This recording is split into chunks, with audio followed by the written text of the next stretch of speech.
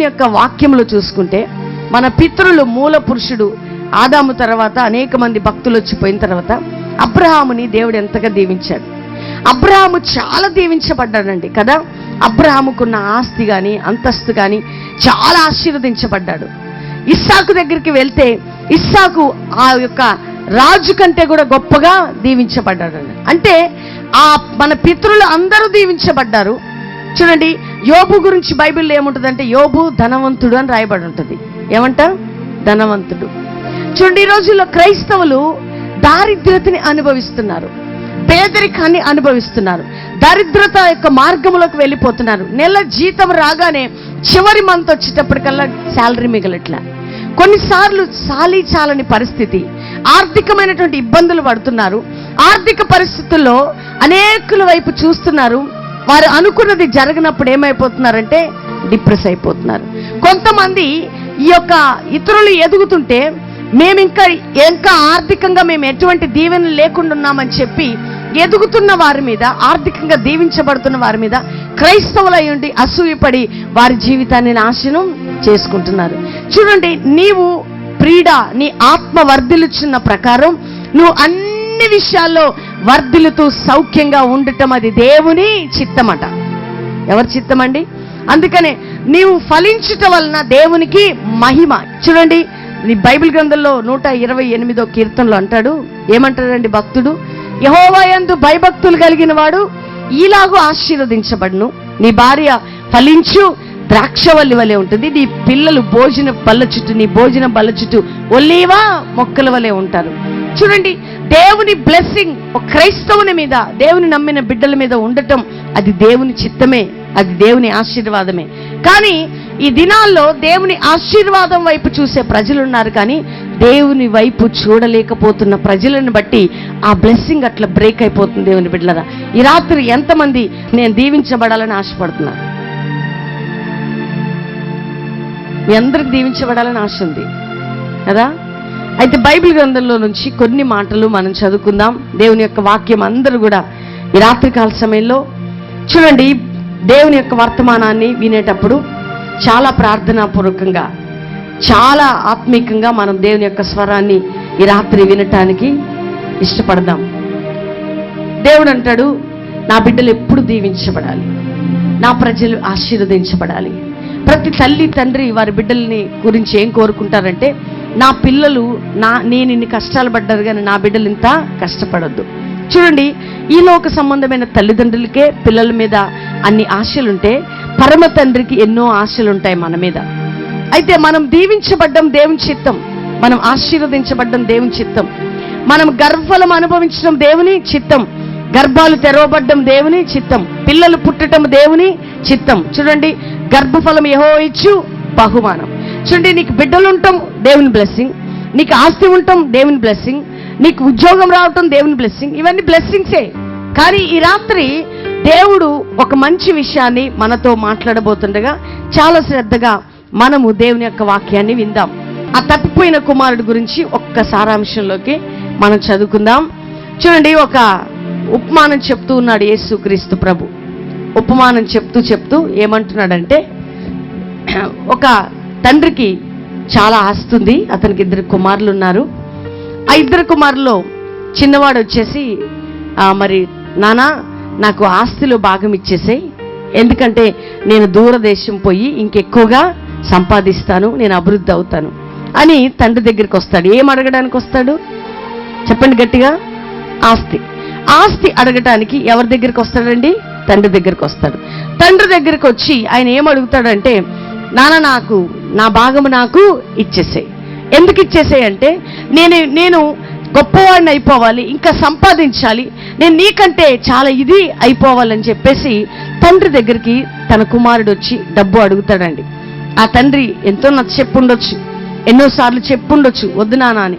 అక్కడ ఉన్నవారు, పనివారు, పెద్దలు అందరూ కూడా చెప్పినా వినకుండా ఆ కుమారుడు ఆస్తి అడిగినప్పుడు సరే అని చెప్పేసి ఆ తండ్రి ఏం చేస్తాడంటే ఆస్తి ఇచ్చేస్తాడు. అది తీసుకొని ఆ కుమారుడు దూరదేశానికి వెళ్ళినట్టు మనం బైబిల్ గ్రంథంలో చదువుతుంటాం, మీకు తెలిసిన సారాంశమే. అయితే చూడండి, ఆ కుమారుడు తండ్రి వద్దకు ఎందుకు వచ్చాడంటే డబ్బు కోసం వచ్చాడు. జాగ్రత్తగా విందాం ఈ రాత్రి. ఎందుకొరకు వచ్చాడు? డబ్బు. ఎందుకు? తన తండ్రి దగ్గర ఉన్న ఆస్తి తనకి కావాలి. తన తండ్రి దగ్గర ఉన్నటువంటి ఆస్తిలో భాగం తనకి కావాలి. డాడీ నువ్వు కావాలి అని రాలేదు, కానీ నీ దగ్గర ఉన్న డబ్బు నాకు కావాలి అని వచ్చాడండి. జాగ్రత్తగా ఈ రాత్రి దేవుని యొక్క వాక్యంలోకి వెళ్తూ ఉన్నాం. మీరందరూ కూడా మీ మనసుని అటు ఇటు పెట్టొద్దు, చాలా జాగ్రత్తగా వినాలి.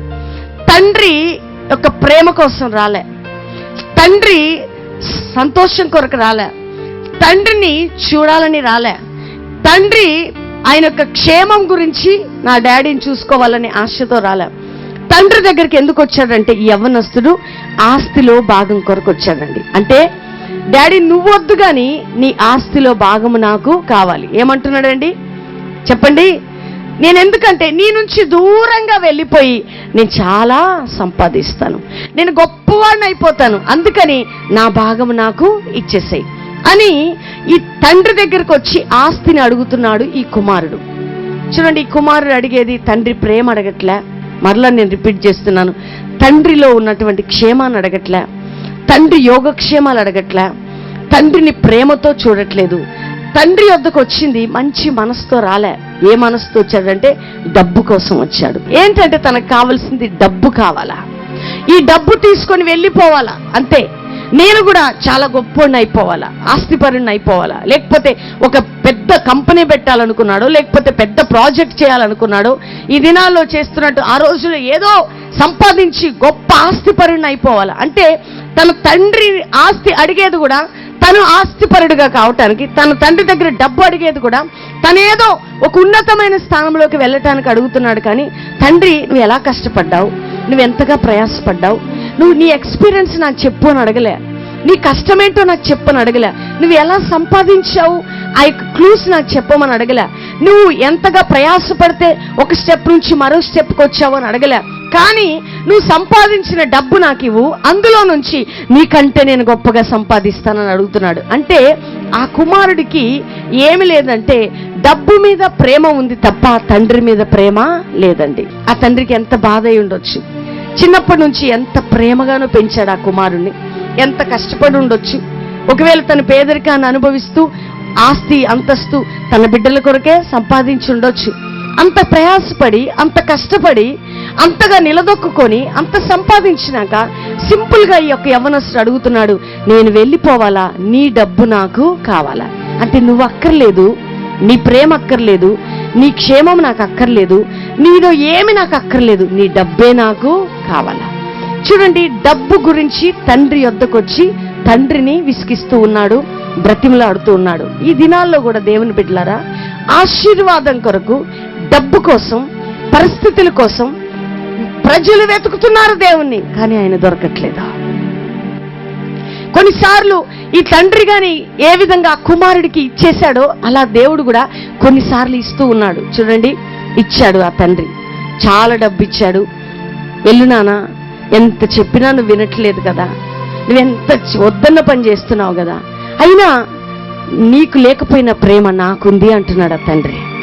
చూడండి, మీరు అర్థం చేసుకోండి. తండ్రి ఏమంటున్నాడు, నువ్వు నా మీద ప్రేమ లేదు, నీకు ఎలాంటి మమకారం నా మీద లేదు, కానీ నీ మీద నాకు ఉంది. నువ్వు పాడు చేస్తావో, ఏం నష్టపరుస్తావో అవన్నీ నాకు తెలుసు, కానీ నీ మీద ప్రేమతో నీకేమి ఇచ్చేస్తున్నాను, ఇవ్వద్దు అనుకుంటే ఇవ్వకపోవచ్చండి కదా.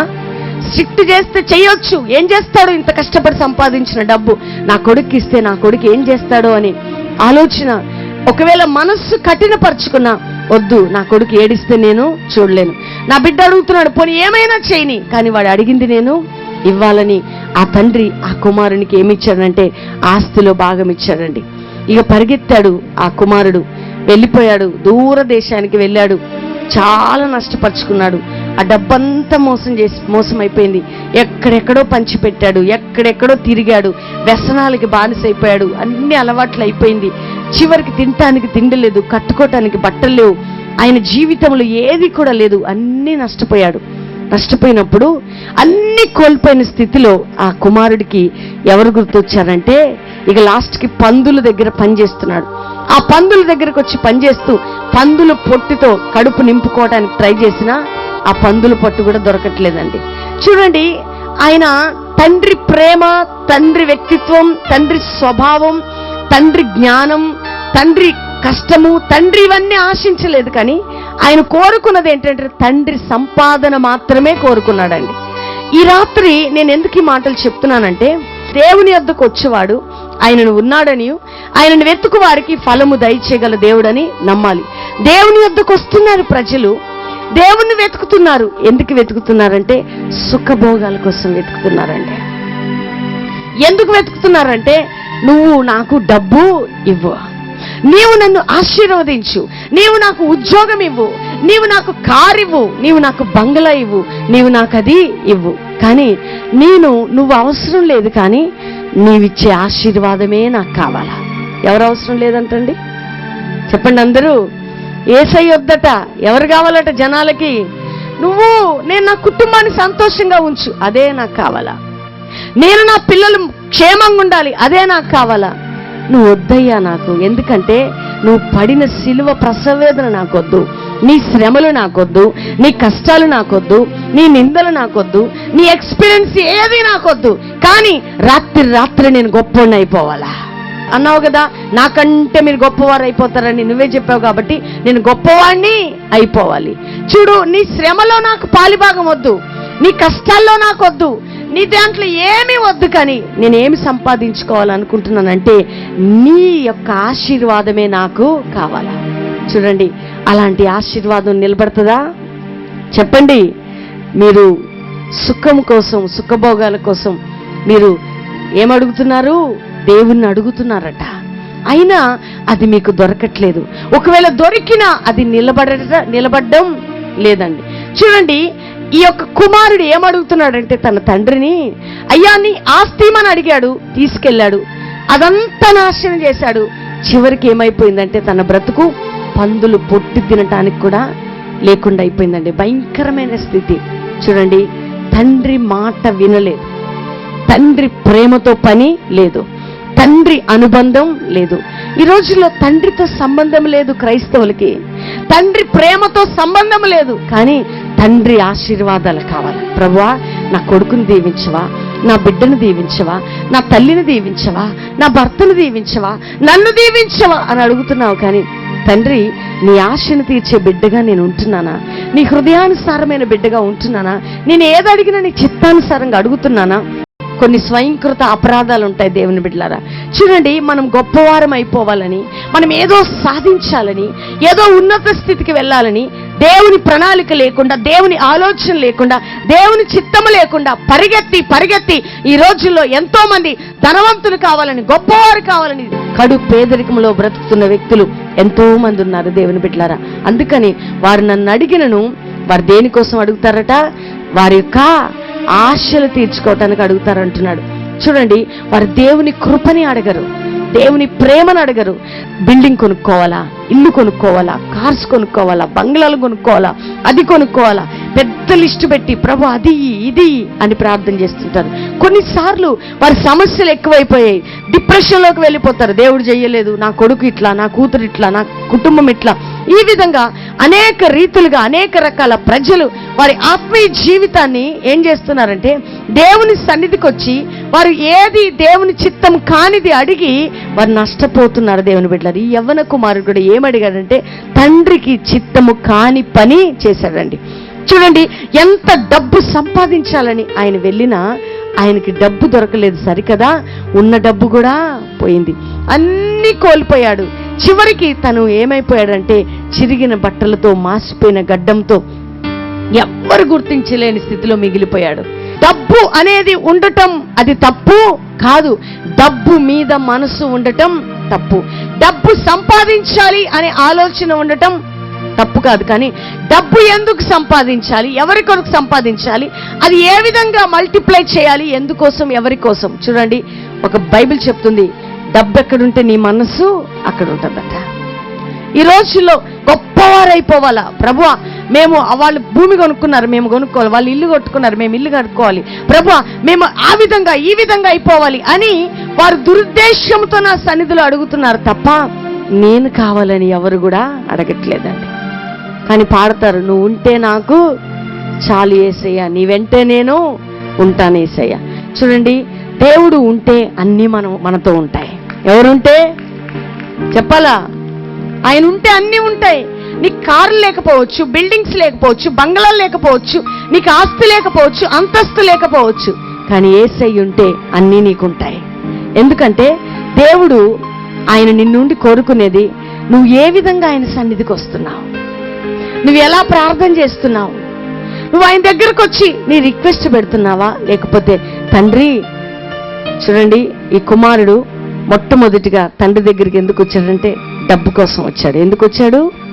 గట్టిగా చెప్పండి. డబ్బు కోసం. ఆ డబ్బు సంపాదించుకోవడానికి ఎన్నో ప్రయత్నాలు చేశాడు. తిరిగి బుద్ధి వచ్చి మరలా తండ్రి దగ్గరికి వస్తున్నాడండి. ఎక్కడికి వస్తున్నాడు? గట్టిగా చెప్పండి. మళ్ళీ తండ్రి దగ్గరికి ఎందుకు వస్తున్నాడంటే డబ్బు కోసం రావట్లేదు, కానీ డాడీ నీ పనివానికైనా నేను ఉంటాను డాడీ అని వస్తున్నాడు. చూడండి, డబ్బు కోసం మొట్టమొదటిసారిగా వచ్చాడు. అదంతా నష్టపరుచుకున్నాడు, మొత్తం మోసం అయిపోయింది, అంత వ్యయం చేసి అన్నీ కూడా జీవితం అంతా కోల్పోయిన స్థితికి వచ్చింది. కానీ ఈసారి నా డాడీ దగ్గరికి నేను డబ్బు కోసం వెళ్ళొద్దు, ఆస్తి కోసం వెళ్ళొద్దు, నాకేదో కావాలని వెళ్ళొద్దు, కానీ నా డాడీ కాళ్ళు పట్టుకుంటానని వస్తున్నాడండి. చూడండి, రాత్రి యేసుక్రీస్తు నమ్మిన దేవుని బిడ్డలారా, యేసుక్రీస్తు దేవుడని నీకు తెలుసో తెలీదో నాకు తెలియదు, కానీ చాలా మంది దగ్గర మేము ప్రార్థన విన్నపాలు వింటూ ఉంటాం. ప్రజలు వచ్చినప్పుడు, దైవ సేవకులు కనపడగానే ఒక్కసారి చేయి పెట్టరా మేము బ్లెస్ అవుతాం, ఒక్కసారి చేయి పెట్టరా మేము దీవించబడతాం, ఒక్కసారి చేయి పెట్టరా అని అడుగుతారు.